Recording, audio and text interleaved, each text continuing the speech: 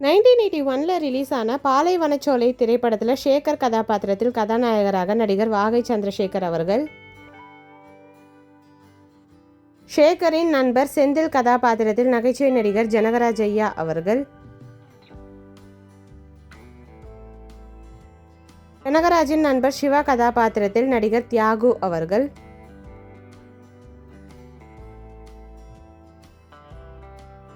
தியாகுவின் நண்பர் குமார் கதாபாத்திரத்தில் நடிகர் ராஜீவ் அவர்கள்.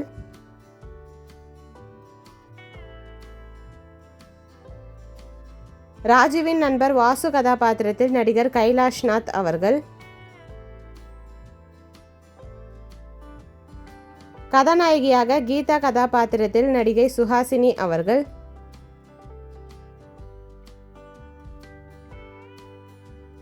பூக்காரம்மா கதாபாத்திரத்தில் நடிகை SN பார்வதி அம்மா அவர்கள்.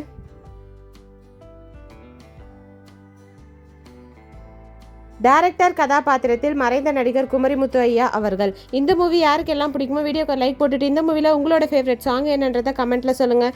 இந்த மாதிரி நிறைய மூவிஸோட மெமரிஸ் பார்க்குறதுக்கு நம்ம சேனலை சப்ஸ்கிரைப் பண்ணிக்கோங்க. பக்கத்தில் இருக்க பெல் ஐக்கானையும் கிளிக் பண்ணிக்கோங்க. தேங்க்யூ.